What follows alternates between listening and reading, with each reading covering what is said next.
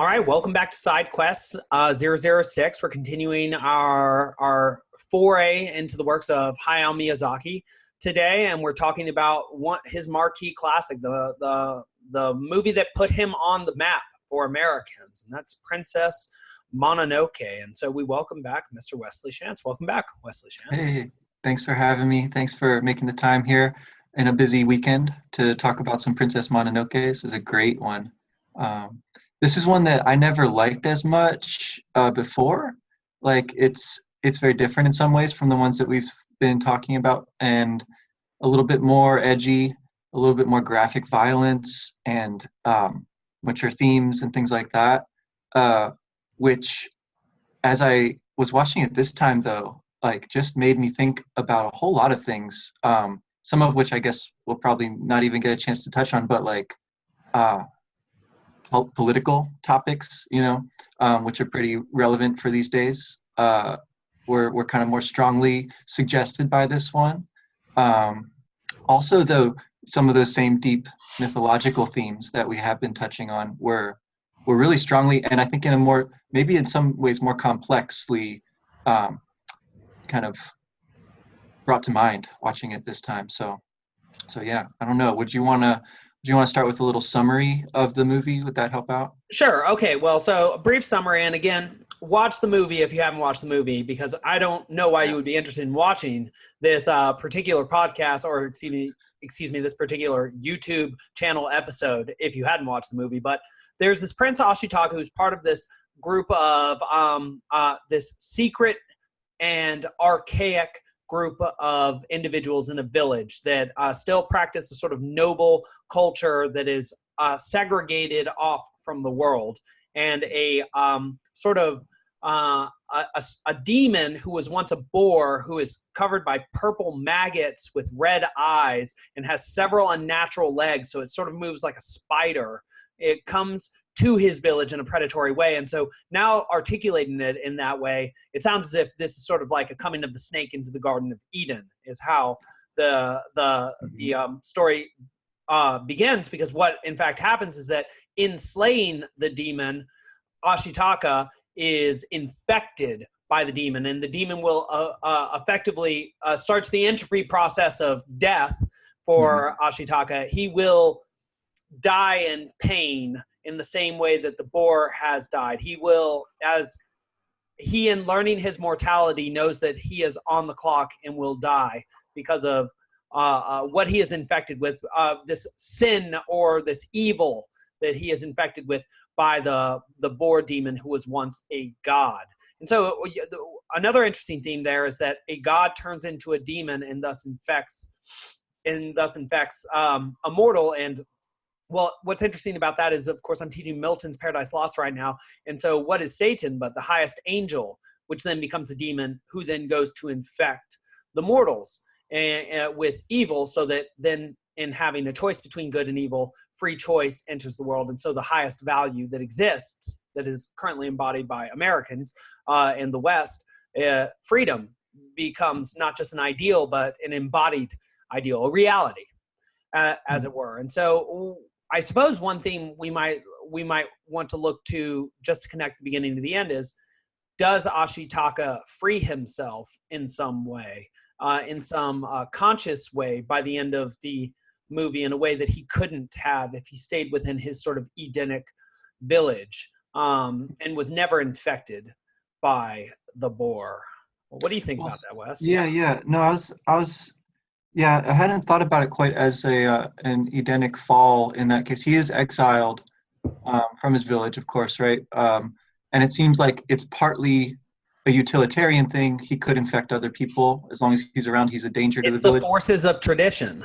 But it's more so, I think it's more so that they do have some kind of concept of this happening, and they know that when this sort of thing happens, that person leaves. And that's part of their belief system, really. And it's sort of just built in. And it's interesting how as he's leaving, there's a girl, one of the girls I think, who saw the boar first. So it when you said that, I was like, oh yeah, because the girls, I think they see it first. Of course, very good. Just like how Eve takes the Yeah. apple first. Very good. So they see Yeah. the danger coming first, and so they're almost afflicted first. And were you going to say Mhm. that he takes the hit for one of the girls, or Well, it's that well, yeah, so he's saving them, right? He's in the process of saving them from the monster when it infects him and he's forced to kill it. And but as he's leaving, this girl, I think it's Kaya or something like that, she gives him a little sister? jewel necklace thing, and he takes that with him, and we don't really hear much about it for a long time. And then there, right at the end, he gives that off. He throws it to the wolf, and the wolf takes it to the girl who's called San, but also Princess Mononoke, and that seems to have a really big effect on her when she receives it. And so I was thinking about, so freedom is an interesting way to put it, but I think another way you could say it too is that he sort of chooses to serve her, right? So he's exiled against his will, although he accepts that. He never tries to get home. He accepts that he has to go and start a new life and has this whole journey, but he does sort of find a place where he chooses to stay, right? And he finds a person that he chooses to kind of unite himself with That's uh, excellent. there at the end, right? And it's interesting. I mean, because he's given that jeweled dagger from a girl who clearly cares about him and may not realize that he's definitely not coming back, right? I don't know if she has quite that conception of the gravity of the situation, but then he in turn gives that away. So it's kind of it's a mixed sort of freedom. I'm not sure if that answers your Well, question. yeah, let me see what I can do with that too. So one interesting thing is that at the beginning of the story, Ashitaka is punished for in a Jobian way for living out the hero myth, right? It is precisely because of his virtue that he receives the evil mark, that he is exiled from his people. And so he has to live out the most unjust possible thing, which is not to die and become a legend, acting in a heroic way, nor even to be feasted and congratulated for doing something heroic, but to be exiled from his own people in the same way that Dante gets exiled for what he will consider his own goodness, and Milton too, himself being arrested, though possibly with more cause, having written about to justify regicide, essentially after Yeah. Richard I, so and so Ashitaka is punished for acting like a hero, and so there's an inversion there, and he has the opportunity then to go Cain or Abel with the situation that he's been handed. And it seems at first as if he sort of goes Cain, and how does that manifest? In his unnatural demon-like power in battle, Yeah. right? You might say that this evil that afflicts him is also rage. And why is it rage? Because anger makes you strong, and you see this even back in the Iliad, that rage even empowers Achilles, and that often when characters become angry or upset because a friend or charioteer or ally has just been killed, they can receive great strength in order to exact justice on those that harm their friends. And being an athlete, and I think you can agree with this, it's just when emotion enters into the game, into the foray, you play harder. And so Ashitaka has this arm that now enables him to shoot people's heads off, to decapitate them with arrows, which is, even though this is an animated film, that is not the normal.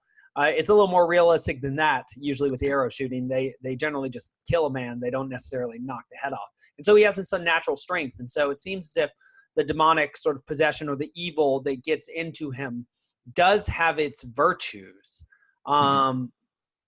And so later on in the story, when he's during moments of conflict and emotionality, I'm thinking particularly with the lady of the steel mining town, or it may not be steel, it might be coal. What is it that they built there? It's Iron Town. Excuse me, Iron Town. Lady Yaboshi. When she's talking to him in a deeply cynical way, his arm actually starts to shake. And she makes fun of him. She derides him a bit in a Hera-like way. She says, "Does that arm of yours wish to kill me, Ashitaka?" And he says, if that would guarantee that the curse would go away, he would rip her to shreds. Right. But it wouldn't. And so it strikes me that the evil that hits him gives him strength. It's sort of like the dark side. If only you knew the power of the dark side. That it gives him strength, but it also makes him less subject to self-control. That he loses some freedom in having evil applied to his spirit, even though it grants him greater strength in a Ganon or Ganondorf like way. So I suppose if he were to reach a greater level of freedom than what he initially starts in, he will have had to overcome that evil and be cured of the plague by the end of the story. And so as an intermezzo, he does do another heroic act, trying to leave out from Irontown and doing something very Achillean. He lifts a door that would take 10 men, and that's exactly what's said of the wall for the Achaeans during the Trojan War, that they have a gate that could only be opened by 10 Achaeans or Achilles, and it's opened by Hermes. And so the idea of multiple men being able to open a gate, or just one, seems to be the difference between the hero and the mass trying to get something done. That's great. Well. And so he's attempting to do this. He's leaving Irontown. He's leaving this place of culture in order to go out into the unknown where there are forest spirits. And he gets shot for doing that. So he gets punished for trying to exile himself. And this is the second time he's endured an exile. And this time he gets punished for it again. So when he goes into the forest spirit then heals him, which will later upset the boars quite a bit, who will show up to fight against Irontown in order to get vengeance for Nago, who was the initial boar who was shot by Lady Yoboshi, and the iron in his heart from the bullet corrupted him, which you might say is a metaphor for humans corrupting the earth through pollution, or I think that's pretty much it. And that we can worsen the world through our actions, and we should be aware of that. Though I do wonder whether that is itself a projection of the fact that we can worsen the world through our actions, and we should be aware of that in how we behave towards each other as well, that we can in fact pollute our environment in terms of our social environment through our immoral choices. But just to wrap all the way back around, even when Ashitaka is healed by the forest spirit, that does not free him from the evil. No, it seems not even a god, a forest spirit, can undo what a god has done to one. It seems as if there's going to have to be something else which is done. And actually, somehow it's popping out of my head. At the very end, the forest spirit's head is cut off, and then when attempting to restore its head, which that itself is a very interesting metaphor, to its body, both Ashitaka and San, the love interest, are infected in the same way. And then when it restores itself, they're not. It's really interesting what happens at the very end, right? So you sort of expect that when he reaches the forest that he's been sent to, every indicator is that he'll be healed at that point, right? He's already sacrificed himself to rescue San from Irontown and get them both out and get them up the hill. He falls off of Yakul, and they have kind of this confrontation where she rescues him in turn from the wolves. But then, so they make it there. You expect, okay, he's going to be healed, right? Because he has this kind of convalescence thing going on. But when he wakes up and the bullet wound is healed, the hand is still, and the arm is still scarred or corrupted or whatever. And so he sort of, again, has to accept on another level, right? Okay, so this is not going away, right? Whether you take that to be mortality or sin or corruption, or, there's lots of ways you could go with that. But so then at the very end, right, they do rescue the head, which had been stolen by Jiko, who's an interesting character, because the emperor wants eternal life. And if he gets the head of the forest spirit, he'll have eternal life. But it seems that the consequence is that everything else will die, right? So he'll live forever in a world that is totally dead except for him, is what sort of happens when they cut the head off. Then everything starts to die. The Nightwalker, which is also the forest spirit, reaches its hand down and surrounds them, and the only hope is to give back the head, right? And humans have to give it back. It can't be that it takes it by force, right? That's sort of like the fairy tale rule that they pull out at the last moment. So Jiko sort of repents. He's like, okay, and he gives the head back. They hold up the head, but the sun comes out, and when the sun comes out, that's when the Night Walker falls, right? So there's this moment where they're awash in this brilliance of that kind of reunion of the forest spirit and the Night Walker. They seem to have reunited, and yet the body of the thing, the whole, is toppling with the sunrise. And so they again wake up to find that all that had died in the night, under the corrupting sort of force of that huge powerful god demon thing, is now reborn. And there's this tall grass that they wake up in. To their wonder and sort of amazement, they're finally healed, right? So in that moment, what couldn't be done without the death of the forest spirit himself seems to have been accomplished through that ultimate sacrifice. So, and what we see there too is that the ultimate source of the evil was not the spirit itself, but the actions of man, because it was the actions of man that caused the boar in the first place, Nago, to become evil, and it's the actions which then plague or cause the scarification and subsequent injection of evil into Ashitaka. And so it is man ultimately that causes the trouble for man.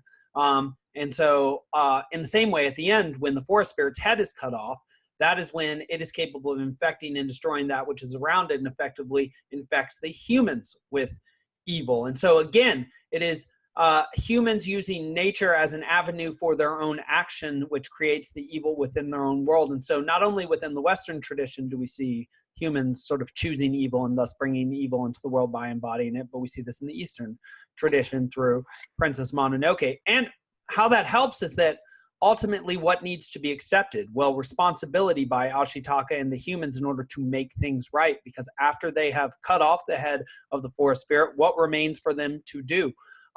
To put the head back on. It's funny because it reminds me quite a bit of the end of the Purgatorio, where there's the Divine March, where God shows up in the form of a griffin, because our understanding is not yet sophisticated enough not to have a theriomorphic understanding of God. And so there will be a theriomorphic understanding, and there will be an anthropomorphic understanding through the figure of Cato and through Bernard.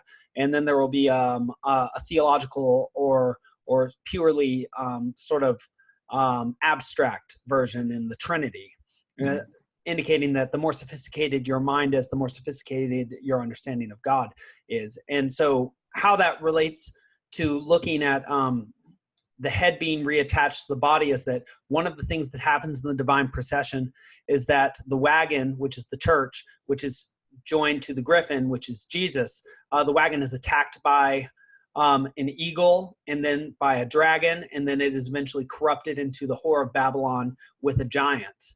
And so you see a transformation or a corruption of that which is pure and beautiful into that which is evil and terrible. And you see that same thing happen with the forest spirit, which is benevolent so long as man understands his place in relationship to it, and then utterly negative, like a figure of Kali eating the intestines of a person she's just born from her belly.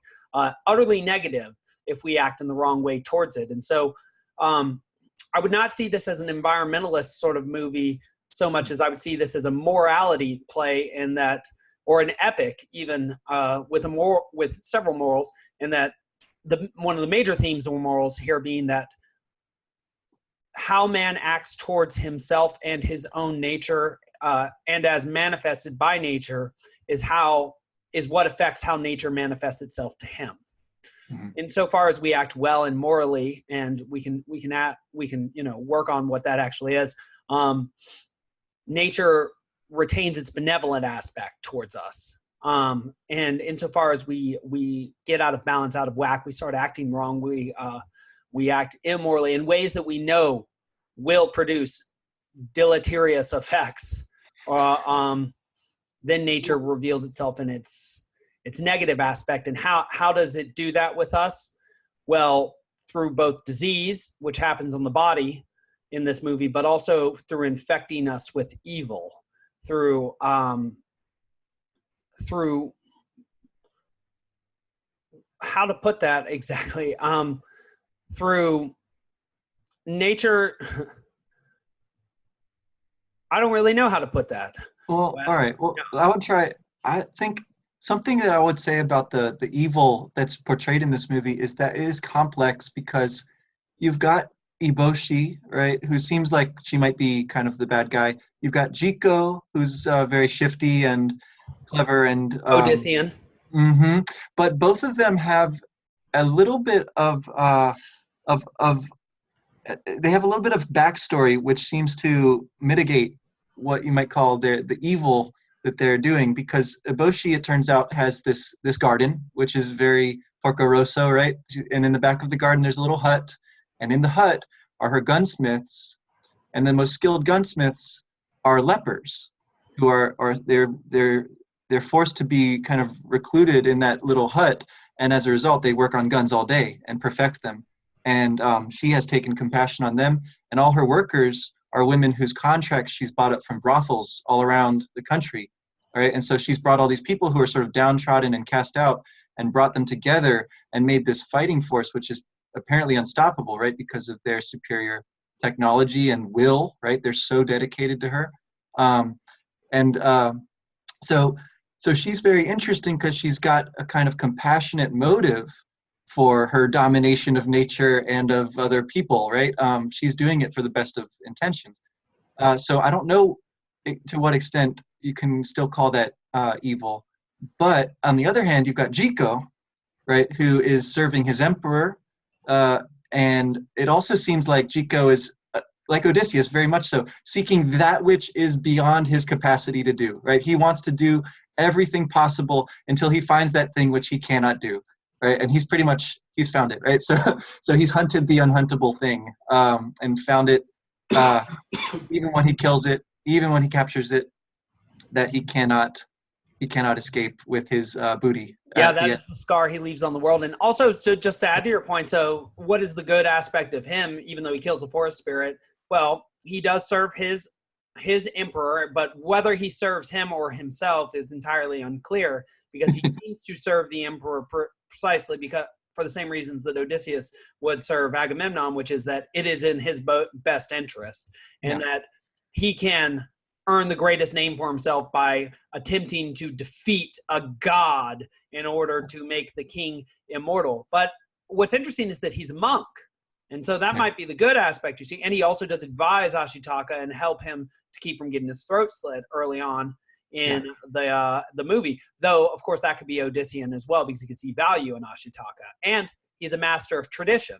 So not only is he a monk, but he even recognizes from Ashitaka's particular steed, Yakul, who is a unique sort of god gazelle with horns. It's essentially a unicorn that he's riding around on. It's totally unique. It's red. It has these two beautiful horns. It looks sort of like a deer. It's very noble. It seems to understand his language. It's his like demon familiar. It is the representation of him in the world in a theriomorphic form. But so Jigo is a master of tradition. And so what's interesting about that is we talk in these mythological discussions about sort of Peterson's path and the Jungian path of how the old king, the old wise king, becomes blind and then is killed by his evil brother. And then the hero of culture, like Osiris, has to then defeat the evil brother, Set in this case, then go to the underworld and save, Horus has to go down and save Osiris, his father, and give him sight again. And so this old king who wants to be immortal seems to suggest to me the idea of tradition attempting to immortalize itself in the wake of a changing environment. And Jigo is doing everything he possibly can to maintain this tradition, to maintain this way of life that has been so good to him. But what's interesting about him, and I think this is why I have a particularly negative feeling towards him, or greasy feeling towards him during the movie, is that he has the ultimate ability, right? He is unafflicted by evil. He is a master of culture, and he is brilliant like Odysseus. He should be more like a messiah figure. He should be leading people towards a new greater truth because he has access to all the information and the greatest amount of intelligence of anybody in the story. And so he can do anything. And so it's totally unclear to me why he just wants to maintain. It's almost as if he's like a Saul figure before he becomes Paul, that he has all the talents necessary in order to become somebody who, promulgates a new religion. And yet he has to serve the old religion, even in trying. And what's weird about that is that he tries to kill a god who he sees as clearly a god because he's a god and he has god powers. And it's like, Jigo, for one, which gods are you a monk of? Or is he a monk from some other sorts of gods rather than these forest spirits, which actually manifest themselves in the world? Or what is it that he thinks he will accomplish? And perhaps that's the question we should ask to our age, and that's the Nietzschean question. What is it that we wish to accomplish through killing God, through taking the head off? It far more seems like embodying the values that a highest ideal suggests to us. That seems like the real game. Like if it's like truth, justice, beauty, and goodness, it's like, why should we argue those values out of existence? I think the much harder and more Aristotelian and nobler and more admirable thing to do in this world, which Ashitaka attempts to do, though he's not as intelligent as Jigo, is to embody those ideals, because it's actually hard and it makes the world a better place for you and those in it, and it even makes the world manifest to you in a different and more positive way when you choose to embody those ideals. And so Jigo is a curious character to me. He does strike me as sort of an unconverted, brilliant intellect, that he serves perhaps a lower value than he thinks he does. He strikes me as particularly Luciferian in that respect then. So like rational intellect, Odyssean, in the way that Dante reads Odysseus, that if he had only known the Christian way, he certainly would have walked it in an extraordinary way. But since he knew only a pagan sort of Luciferian way, he was bound by the lowness of his ideal. And that seems to be the idea of Lucifer too, at least in Milton's Paradise Lost, that in attempting to be glorified in the way that he thinks he should be glorified, he ends up being fallen, because the whole idea is to embody the qualities that the highest qualities, not to be recognized for having them by others necessarily. And I think that's also the idea behind martyrdom, right? Because you become a martyr, which is the ultimate sort of thing to do in the Christian faith. But do you ever benefit from it? No, other people benefit from it because they see the idea of a martyr. And so the idea of self-sacrifice rather than sort of self-aggrandizing seems to be the difference between the pagan and the Christian world. And I'd say also the difference between Jigo and Ashitaka in this movie as well. And it is interesting, the sort of history of adversaries of high levels of intellect, suggesting that one's own intellect can be one's greatest enemy, because that strikes me also as what the problem between Jigo and the Emperor and Lady Yoboshi is. Neither of them trust each other because they both are untrustworthy. And so what does the Emperor do when Lady Yoboshi is actually helping him to acquire his immortality? He attacks her Iron Town.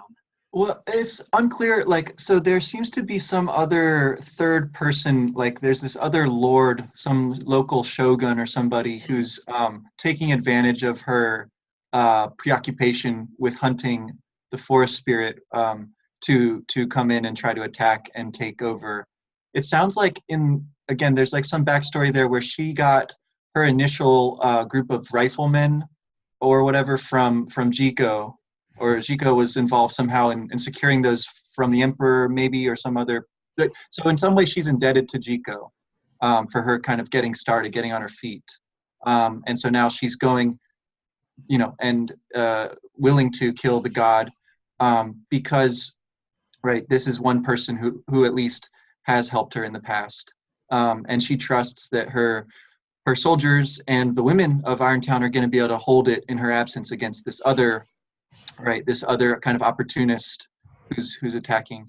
The thing I would say too about Jigo and Iboshi is that they may not have seen what Ashitaka is doing, as truly embodying the ideals, because their view of the ideals may have been so skewed by living amongst corrupted people. If you see what I'm saying, like they can no Yes. longer see it clearly, right? Because they're so used to this kind of subterfuge and mistrusting other people and using other people, they think maybe for their own benefit, but ultimately, manipulating and trying to get something, because they, are just people, human beings in the world. They're not gods with God powers, right? They seem to have forgotten that the true wealth of people is their character or their moral Yeah. value, or because the unity of a people comes from their ability to manifest collectively the ideals which they uniformly have agreed upon and attempt to embody. And that is what creates true trust and unity between people, because then you act very similarly and serve the same God as those around you. And in fact, I think that's why we say the pledge in our schools every day. And we talk about freedom and justice for all. That guarantees that we're going to act in a certain way towards each other. And sorry, I just saw you have a thought. What was the thought you just had? No, I think I agree, but the problem is that starts to ring hollow if you never see it actually enacted, right? And so then Right. if you do finally see it enacted, your impulse or your sort of go-to feeling is, okay, I'm going to get that and have it for myself, right? And sort of there's this selfishness. Or even you hate it because it is polluted with the archetype of anomaly, because Mhm. it's so different from your usual experience that it is polluted with anomaly, which means that the stranger, therefore Ashitaka, potentially carries something that is unhealthy for you. And what is the unhealthy thing he holds? Well, not actual plague, even though he does seem to have some sort of leprosy afflicting him, which is the interesting thing about Lady Yaboshi's lepers, and the fact that Ashitaka is being shown to them, and perhaps he's seen the future for himself too at first. Mhm. And that's sort of an interesting threat or offer from her to him. And so perhaps he has, and that's interesting too, because he finds himself with two blades between two women too, right? The woman of the forest, Princess Mononoke San, and also Lady Yaboshi when San attacks the city at one point.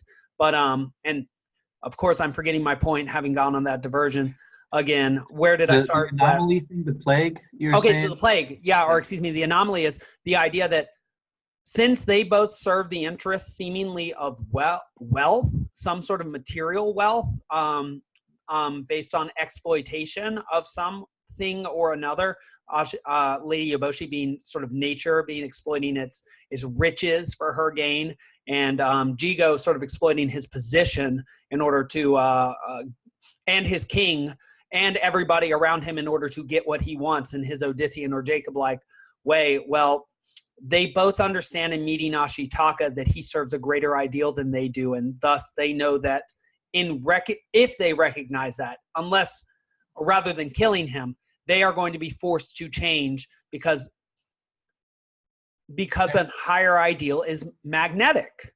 Yeah, It's right. it's It means precisely that magnetic. their whole identity is called into question in a really profound way. Yeah. Now with Mononoke herself, or so Cyan or Mononoke, Princess Mononoke, like her whole beef with Eboshi is so interesting because she sort of is rejecting the identity which everyone around her can clearly see, right? You're human, you're a girl, you're a woman, and you're human, which is the key thing. And you shouldn't be out in the woods with the wolves, even though it makes you so happy and it makes you so, fully alive. Like, we can't handle that, and you're dangerous, and you keep attacking us when we're bringing rice back to the village, this and that, right? And from her point of view, she's like so clearly in the right, that they're destroying the forest, they're godless, they're making this ugly town full of people, and they need to be burned and eaten and chomped on and thrown out. And so they're both so sort of righteous and so unable to see the other's point of view. Tell me if you see it this way at all. Does it Yeah, strike you as a feminine version of Peter Pan and Peter Pan's relationship to Captain Hook? So how Peterson has put it, at least, is that Peter Pan wants to stay a child forever because he sees Captain Hook as the archetypal adult. Captain Hook is a tyrant who's also a coward because he's afraid of the fact that time manifested through nature. The crocodile with the clock in its belly is going to eat him eventually. He is aware of his mortality, is afraid of his mortality, and has become a tyrant because of that. And Peter Pan never wants to grow up. So San I see as sort of a feminine I see her as sort of a Camilla-like figure, as in one of the Vestal priestesses of Artemis, who had to be virgins, had to be maidens. So it was a young woman's cult. And so you like Persephone could run about and enjoy the flowers without the idea that you will take a man on as a husband and then have to deal with the difficulties of being an adult woman and mother, and the potential sacrifices you'll have to make for your children, in particular probably your life at some point, and at the least your life in terms of your time and your energy and your care and your love. And so I see San as sort of the young version of and I'm sorry for smacking there. I'm trying to stop smacking on camera because it's a bad habit, and we want good habits here. And so I see her as sort of the youthful maiden archetype of what a woman is, and purely natural and unwilling to take on the identity with the social group or the cultural as represented by Yeboshi, because she sees precisely the constricting nature and the harm that culture can do to one's nature through slightly polluting one's nature through the sacrifices of one's natural awarenesses and ideals one has to make in order to become real and functional and disciplined within society. And so San is unable to recognize the virtues of Yeboshi because she won't see them, because she's completely focused on the sins or the vices. And I think you're completely right to say that also Yeboshi can't see the sin or the virtues of San, and perhaps that's because Yeboshi has forgotten that she used to be like San when she was young. That's speculation, of course.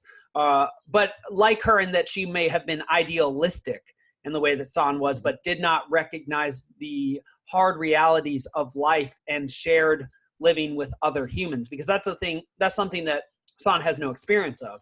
How to govern, how to act in a social environment with a shared endeavor with other humans. It seems like the idea of Irontown, which you brought up with the lepers and the taking in of the prostitutes, is that when you're working with humans, and that's sort of a very Christian idea, right? Taking in the lepers and taking in the prostitutes, those are both things that Jesus does, and bringing them into society, is that you have to recognize the evils and the defects and imperfections in man in order to get along with man.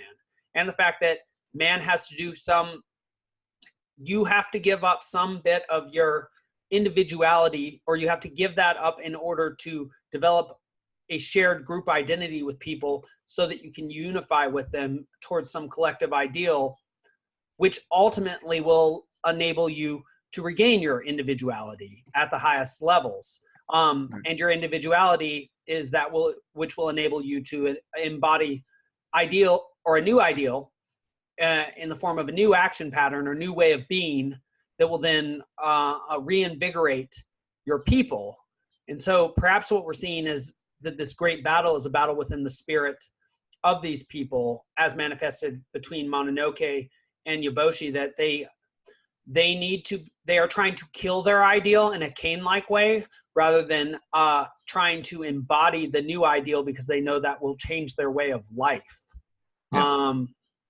Which I wonder if that's sort of what the real idea behind the story of Sodom and Gomorrah is, that these people are punished for not adapting with the times. They don't recognize the new information that would save them from themselves functionally. And so they trap themselves within their own sins, and they blind themselves to the nature of the new guests in their home, the new information, that which could save them if they were but willing to open their eyes.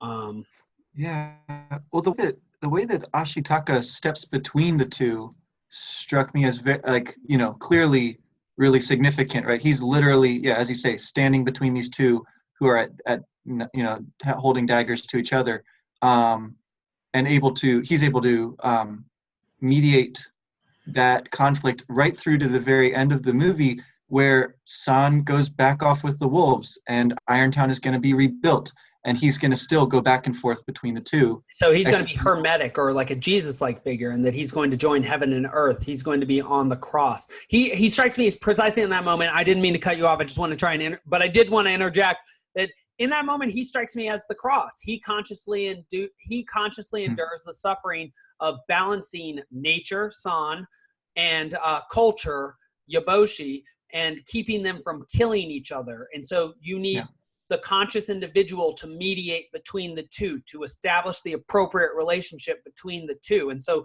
the two can't become one unless you embody both in the appropriate amount. And so order and chaos in the yin yang, they don't mix, but they do maintain an appropriate balanced relationship through the line in the center, the individual maintaining that. How you keep them together is that you keep them proportionately balanced, seems to be the idea. You keep the appropriate amount of black next to the appropriate amount of white in the yin yang. And you, so Mononoke stays in the forest because nature stays nature, and Yaboshi stays in the city because culture stays culture.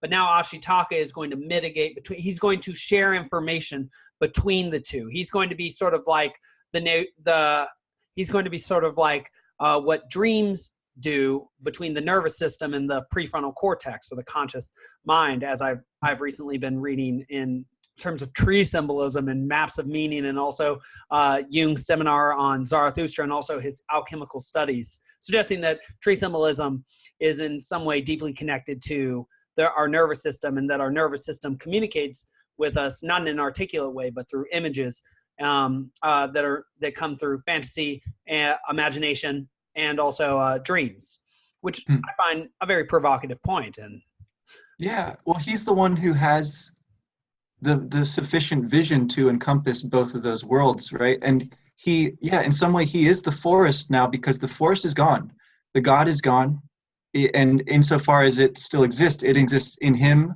in San, in Irontown, and all the people. And he's the only one that's truly overcome evil too, right? So he's a complete individual in that he has actually been infected and embodied evil and its deleterious effects on the world and other humans by, blowing the head off of somebody with an arrow multiple times, and arms too at one point, which is incredible. He's disarming. And that reminds me of Eboshi. She's wounded too, though, right? The head of the wolf, as she says earlier in the movie, the head of the wolf, even when it's cut off, can still bite.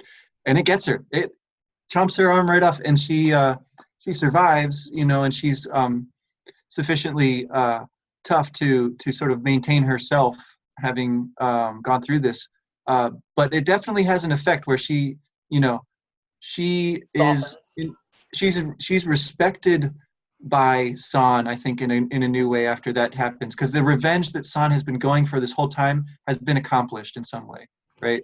For her having shot the mother wolf, and then the mother wolf getting her revenge at the last minute there. So that's sort of like, and that seems like sort of like a culling, or like a sort of a flood sort of punishment, that that nature does not take revenge by destroying everything, because then there's no game or balance, but by taking that which is its.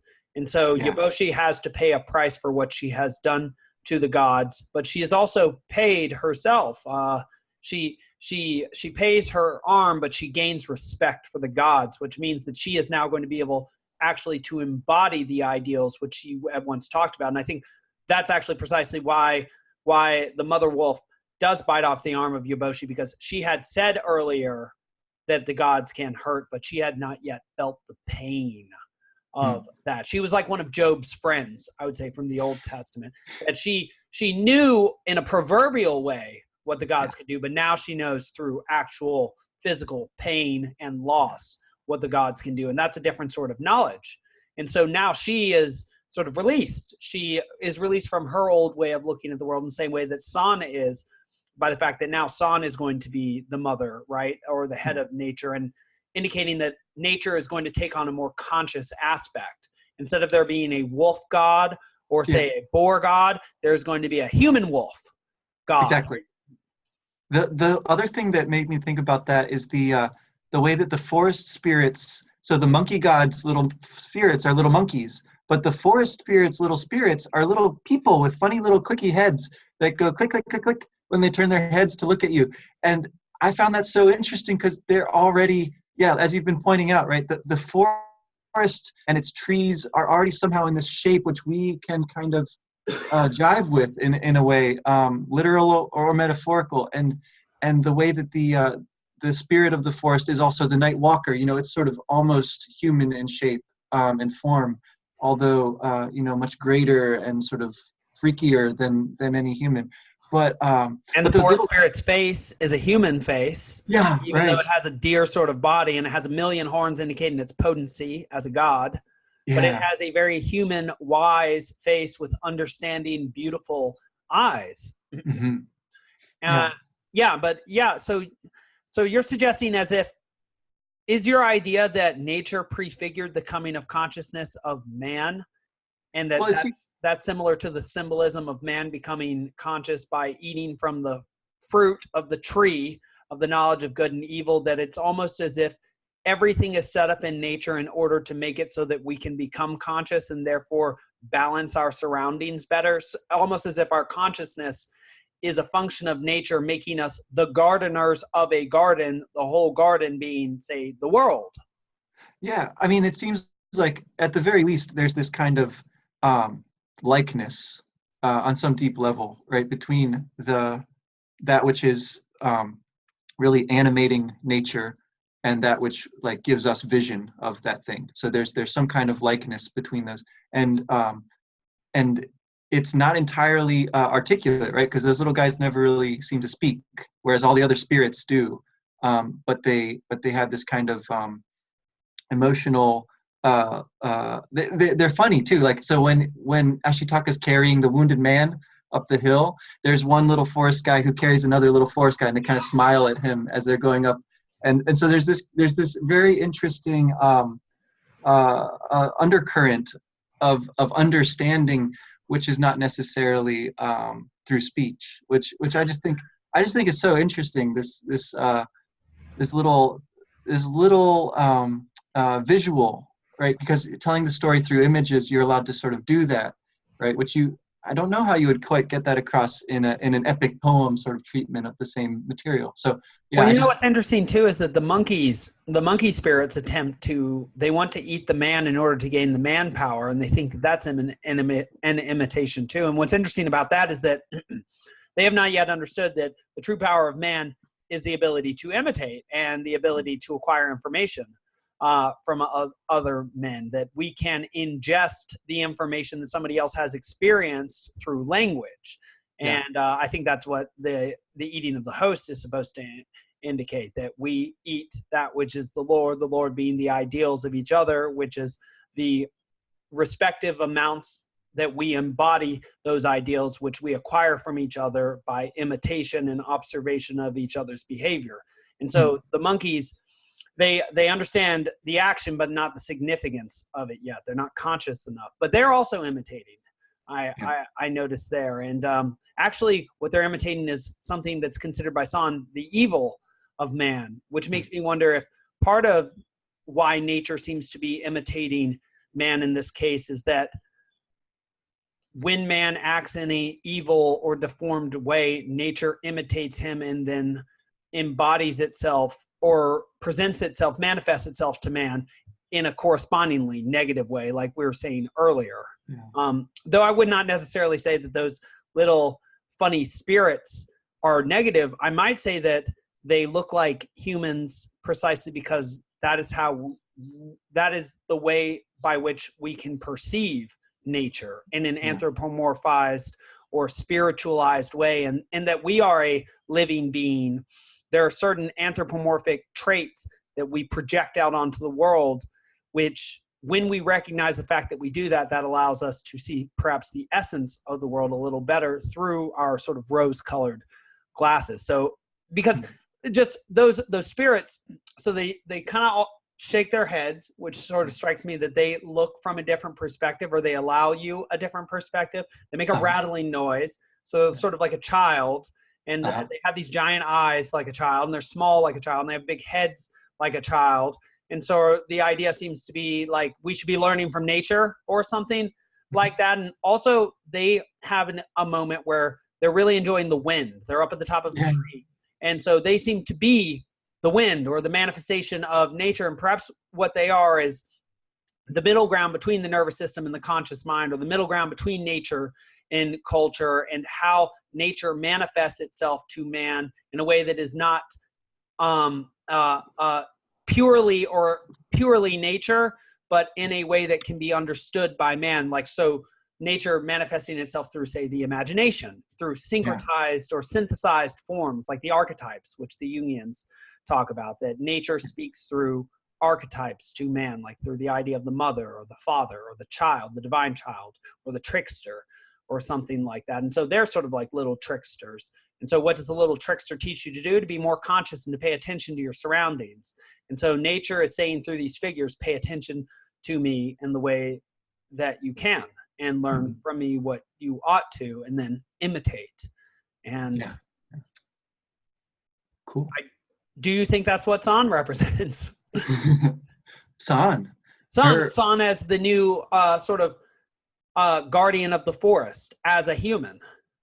Yeah. There's definitely some kind of passing of the torch that's going on there at the end, where this paradigm of gods versus humans is sort of over, right? Humans have taken over, and there's no more magic of that kind. Well, now humans have to understand the morality of their choices, right? Because since they're not going to be guided by the gods now, what do they need to be guided by? Their own consciousness, their own decision-making capacity. So now they have to take ownership of the world. And I would say that seems to be what we've been talking about this entire conversation. I'm sorry again to interrupt you. I don't usually like to do it twice in one podcast. But that if you're going to say the gods are dead, then you need to be responsible for what they were responsible for, which is everything. The world in which you live, right? Exactly. Everything that you are. It's sort of like Solzhenitsyn's point of view, that every human is responsible for everyone. And that if we're going to be the arbiters of good and evil, and that doesn't mean people who quibble about what is good and evil, but rather people who seek to embody good against evil because it seems to be real and manifested in every single story that we find interesting, which means far more than nothing, then we need to be conscious of our effect on the world, on each other, and on the fact that we can be evil and that we can tilt ourselves and the world in a negative and terrible fashion, and that gives us a terrible responsibility that we cannot wish away by suggesting that good and evil do not exist. Because insofar as we do that, we simply give evil the upper hand by making it invisible to ourselves from our own actions and from those around us. And so, yes. Yeah, no, I think I agree, but I think it's also to say also that it's too late, to fight back, that it's all, it's already over and evil has won, and we may as well just enjoy, because there's always, it seems like the point of that ending scene is that there's always that little island of you sort of standing up against the darkness that may surround everything, right? But there's still that light which can kind of pop out of the box at the last minute, the surprise, and return things to the proper balance. And it seems that standing up is precisely all that it takes, that it is standing up at the appropriate moment when things seem darkest, and it seems like it seems as the standing up in the moment when things seem darkest and standing up seems like it will have the smallest effect is precisely when it will have the largest effect. That the stone of little worth will be the alchemist, will be the philosopher's stone in that moment, that it will transform the situation from the dark situation into a light situation, from a situation of utter catastrophe into a situation of saving, I don't want to say conversion because I don't want to necessarily make it religious, but you convert the valence of the situation from ultimate bad thing happening to ultimate good thing happening. Because, well, in particular in this movie, Ashitaka not only saves the world, but his new girlfriend and himself. Mhm. And not just from death, but from the plague and from a very deeply painful death in that moment. And so finally, in this like third act of heroism, and there are many others that are strewn throughout, he saves the world by saving himself, by Mhm. righting what has been wronged by others. He did not Mhm. cause this evil, and yet this evil has applied itself to him, and so, or corrupted him through no will of his own. And yet, who has to deal with it? He does. And so, if we lived in a world that was imperfect, or that was in some way corrupt and had corrupted us, perhaps through original sin or some other idea like that, well, what could we do?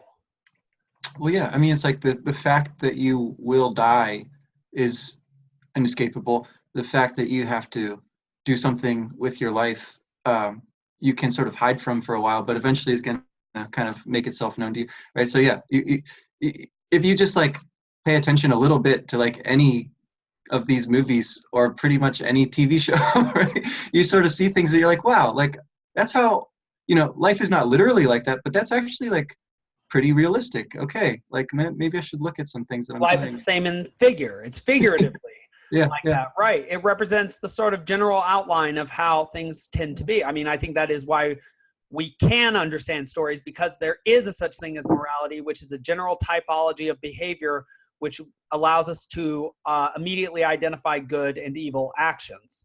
Yeah. And so, and I think that can be refined, of course, through articulation and discuss, certainly. But I think that that is also why we can understand stories and derive benefit from them and enjoyment, because Yeah. they play along a certain type or figure that we clearly understand, and that they ascribe figure to the infinite possibilities in life, which tends to be an archetypal figure, often the hero, which, well, what's interesting about that is that, the postmodern claim is that all narratives are valid and that there are infinite narratives, but it seems that there seems to be a certain type of narrative that is enjoyable to us, that there are not Yeah. infinite types of narrative that we would make in Hollywood. And I think Hollywood's the real test. I mean, of course, anybody can write anything.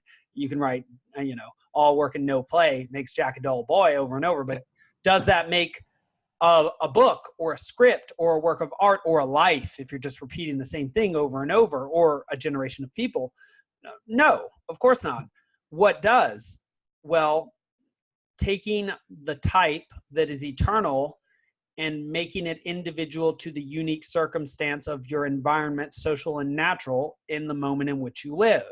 And then you live, I would say, according to the golden chain of Homer, you live embodying the same type as those who came before you in your own unique way, or sleeve, as they would say in Altered Carbon. And that seems to be what the game is for each generation of people. And also the game is for Ashitaka, being expelled from his childlike state of ignorance, knowing that he's infected with evil and will die, woe and suffering. Effectively, the two children of Satan in John Milton's Paradise Lost, sin and death. He's infected with both.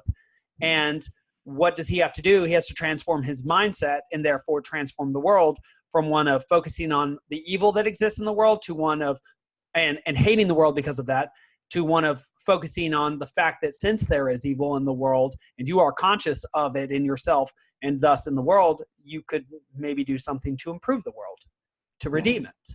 It's in yourself being redeemable and earning redemption sort of through your self-conscious and motivated way to see the evil within yourself and thus to try and expurgate it. You make yourself worthy of being, you make yourself representative of a value that is eternal and worthy of imitation by those who come after you. Yeah. Yeah. I think the eternal, well, it's at least very, very long lived, right? Because Sure, as we sure. see, right, this is a world in which the gods were and are not. And that's really interesting. So like, to what extent human beings can improve themselves is sort of an open question at the end of the movie, right? Like, it could go really well now that they've been through this together, maybe for one generation, maybe for a few generations, but the ultimate sort of outcome of it is very much unclear. And in some way, if this is like a historical, moment, then the outcome of that period of time is our current, situation. And so then if we look around and say, well, where's the green things in the world? Have we got any left? Like, how are we doing at this balancing of the city and nature sort of thing? Well, maybe we do need to, we don't have to become environmentalists to recognize that there is, some benefit to preserving a balance there with nature. Like, that does seem to be one of the messages of the film. Yeah. And even just balancing the good and evil within ourselves. Being the only conscious creatures that exist in the world, we're the only creatures that are subject to moral decisions, those which are good and those which are evil. Ignoring the fact that they exist will make us like the underground man that we talked about last week. He's the sort of person that argues that there's no such thing as evil. What does he constantly do? Frustrating, terrible, evil, malevolent things in his life. And so the fact that he refuses to be conscious of the evil within himself does not make him good. It makes him far more subject to evil.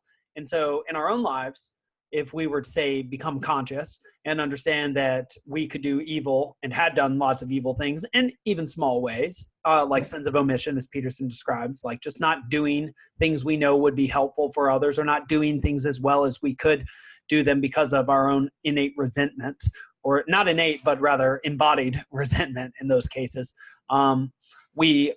In becoming conscious of the fact that we do that sort of thing, we can start improving the world just by not doing the small, evil, petty, malevolent things that we do in our own lives.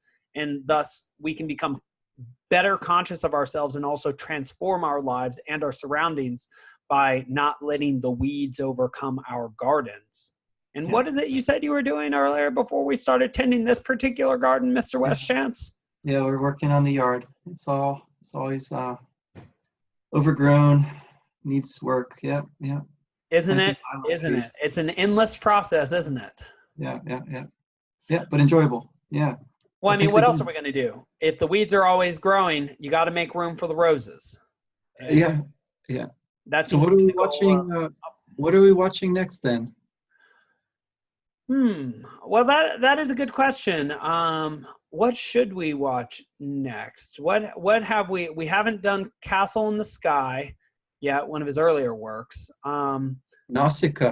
Nausicaa, we do need to do Nausicaa. That should be next. That's right. Yeah, especially in conjunction with Princess Mononoke, because when I was younger and I first saw the two, I saw several connections between them both. As again, there will be a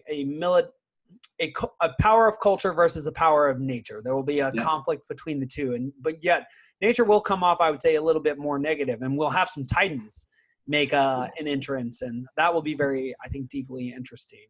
But getting to some of his earlier work here. So we still have that Castle in the Sky, and of course we have House Moving Castle that we haven't talked about yet either. And that I'm very eager to talk about as well. I would say that I would even be interested in seeing that one next. That or Nausicaa. It's all good to me. I've not seen either of those in a long time. So you choose. Okay, let's do House. Just because I got excited just thinking about it. Or maybe it's my disagreeable nature. If I get a chance to suggest a second option, I'm going to be bound by my temperament to provide an argument for why it might be good. But I think it will also offer us a chance to contrast Mononoke with Nausicaa more, seeing as I think Nausicaa and Mononoke are similar sorts of movies, and that Howl's Moving Castle is not.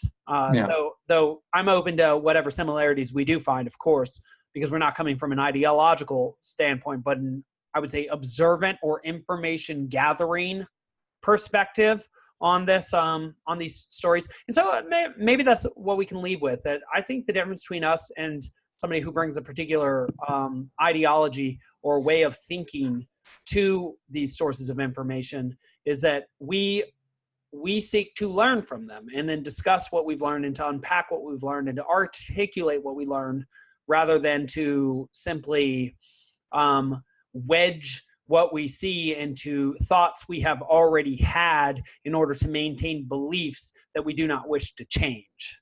Mm-hmm.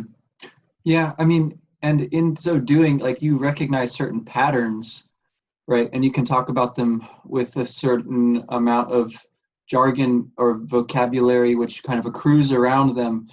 But I guess the difference there, I would still say, is that those patterns are so big and so long term and so far reaching that they encompass so much internal variation and even contradiction at times, that they're still useful, and you still got to have some kind of words to talk about these things. Of course. So, yeah, I don't think that that's a really too forceful of a caveat to what you said, but yeah, I'll throw that out there. Yeah, well, whether we're bees at the flower or gardeners in the garden, it seems like that's what, that is what we want to do. And just like in Book 10 of the Republic, in the description of Odysseus down in the underworld and the life that he would choose in his second life, and perhaps the Neoplatonists and Augustine and the later Christians would see this as a Christian choice by Odysseus, but what is it that he chooses to do? He chooses to become a farmer, to till his own soil. It almost as if he recognizes that the art of harmony with nature, rather than of defeat of it, as a higher path from the path that he walked during his own life. And perhaps Plato is showing himself as a further sophisticated embodiment of that which Odysseus embodied. And perhaps the later Neoplatonists and Augustine and the Christians, they did the same thing. And perhaps whatever that is that they wish to do, embody the ideal in their own particular and more sophisticated way. Perhaps that's something that our generation and those around us could strive to do as well. And, unless we could figure out something better to do with our time. Right. All right. Well, until next time. Until next time. And so this has been our 6th side quest. And, I'm just very thankful to Mr. Wes Schantz, and I'm thankful to all of you who are listening now and all of those of you who will be listening in the future. And so, we'll keep pulling, we'll keep the garden clean for you as far as we can until you join us. All right. Thank you.